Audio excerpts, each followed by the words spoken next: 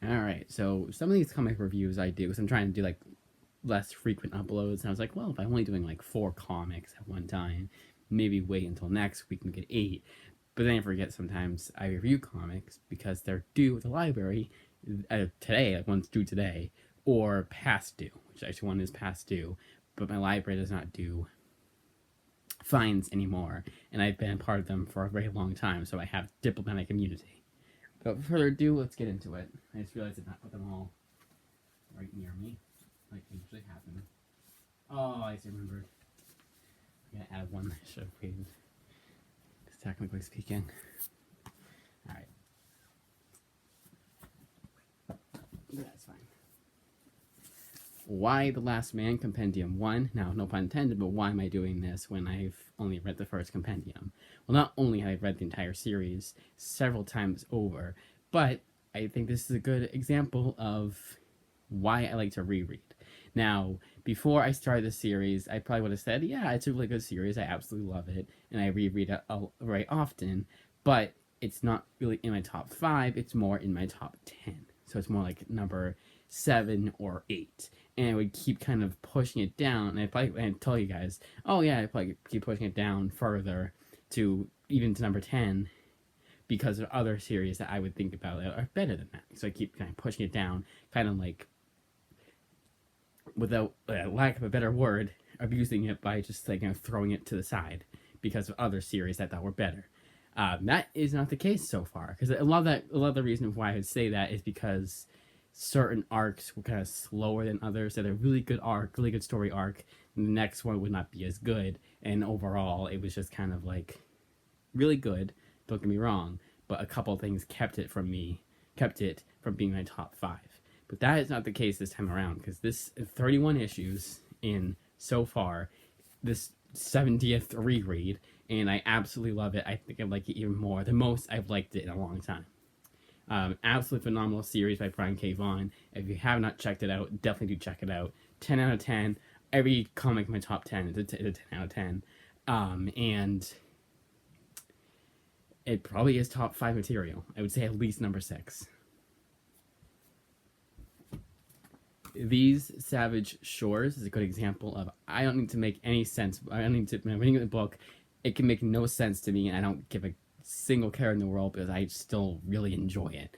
And that's really complicated to say to someone who likes more, who's more used to more mainstream stories that make sense and have a like not kind of what's the word you use, consecutive linear storytelling, and this kind of doesn't, and it kind of is all over the place. And I think even if I were to read this 50 times over, I still wouldn't make much sense of what's going on. But for me to say a Rom V book is highly recommended is insane.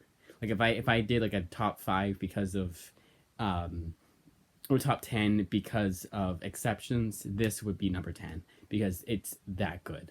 The 9 out of 10. I absolutely love these Savage Shores. The artwork does a lot for the story, and usually that doesn't mean too much to me, but it really does add to the overall tone, of course. But like my overall enjoyment in general, like when I think of the series and how great the artwork is, that's the sole reason for me to reread it.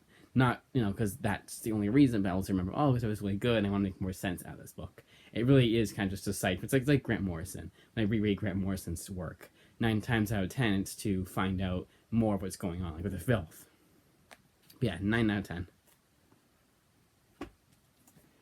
The Avengers by Jason Aaron is a complete mess, and what was the thing I said on my Instagram review that was kind of a good way to put it?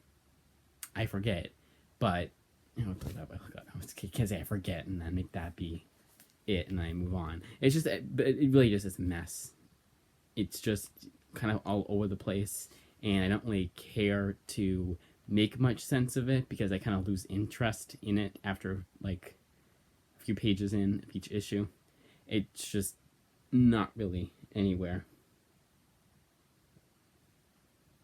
Oh, because it was 95 exposition. Just a lot of explaining what's going on. A lot of, not like in a Silver Age, just kind of like, this is the final host and yada yada this and yada yada. It was just like, it felt like it was moving too fast, but also not fast enough. And I know comics are supposed to be, especially superhero comics, are supposed to be a lot of action, but it felt like there was no breathing room for anything else besides this one big, huge battle. And that's not what I like in comics. I like more, you have the big battle at the end, of course, where you have more character moments, and it kind of was, but it just kind of fell to the sidelines and kind of like I kind of forgot about it because it's how much everything else just got in the way of my overall enjoyment of this book.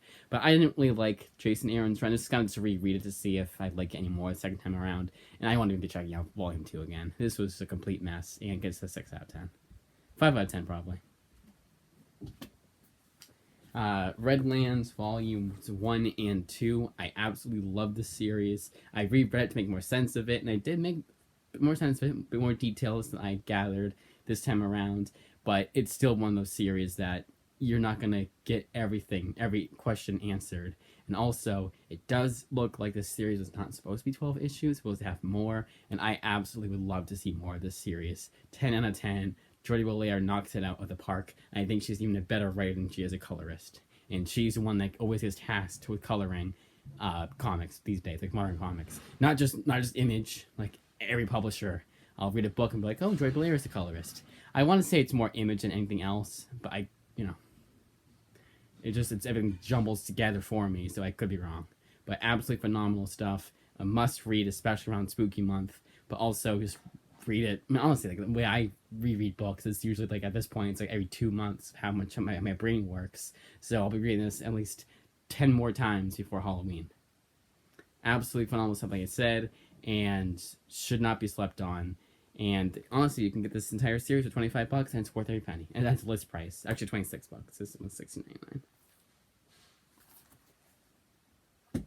Now on to a controversial pick. Actually, the last two are controversial with the same writer. But I'm going to review these. I'm going to review these back to back because I feel kind of the same way about each. But Kurt Busiek's writing, I've never, ever got on board with. And both Autumn Lands, remember this is the first volume, and Arrowsmith kind of broke the curse, what I like to call the Kurt Busiek curse, where everything I read by him I just cannot get into. But in the same breath, I'm kind of glad to be done with these books. One of those things when I was done with it, I was like, yeah, I'm glad that's over. And I think it's just his writing style I don't mesh well with. I don't like. Now, Arrowsmith, I did enjoy more than Autumn Lands, and besides Marvels, because Marvels is kind of a cheat just to say for your favorite Kurt Busiek book, no shit. But Arrowsmith, like, legitimately did get pretty close. I think the story I like here, which is weird, I really like fantasy, so I think I like Autumn Lands more. But Arrowsmith kind of surprised me because it's a war comic. I'm not the biggest fan of war comics, but it brings in some elements that I thought were pretty interesting. I'm not going to give them away because I do actually recommend this. At the end of the day, I don't like Kurt Busiek's writing, I still do recommend it. Like Jason Aaron's Avengers, I can't really recommend. That's why I give it 5 out of 10. And even then, it's like a modest recommendation, like the slightest recommendation. But Arrowsmith and Autumn Lands, I do still recommend at the end of the day, even though I give them a 5.5 out of 10. It's just not my cup of tea. And honestly, Arrowsmith, I would go so far as to give a 6 out of 10, too.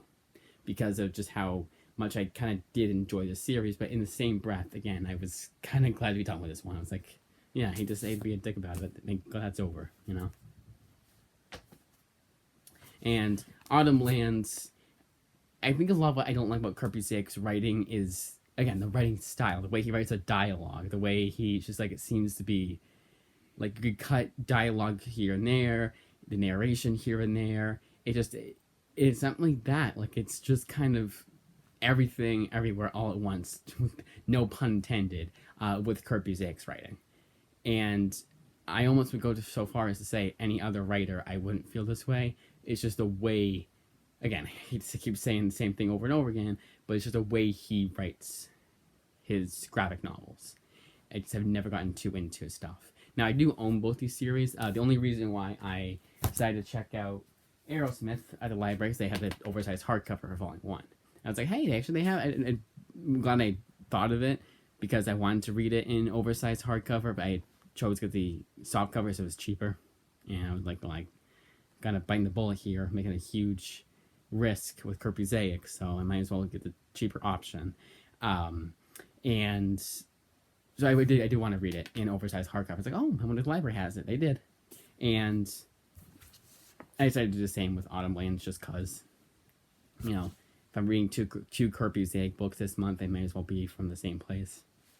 But all in all, like 5.5 out of 10, and that's a huge asterisk, and that is saying I am not a big fan of Kerpusaic's writing. There is some partial bias there. But that, as I say, is that.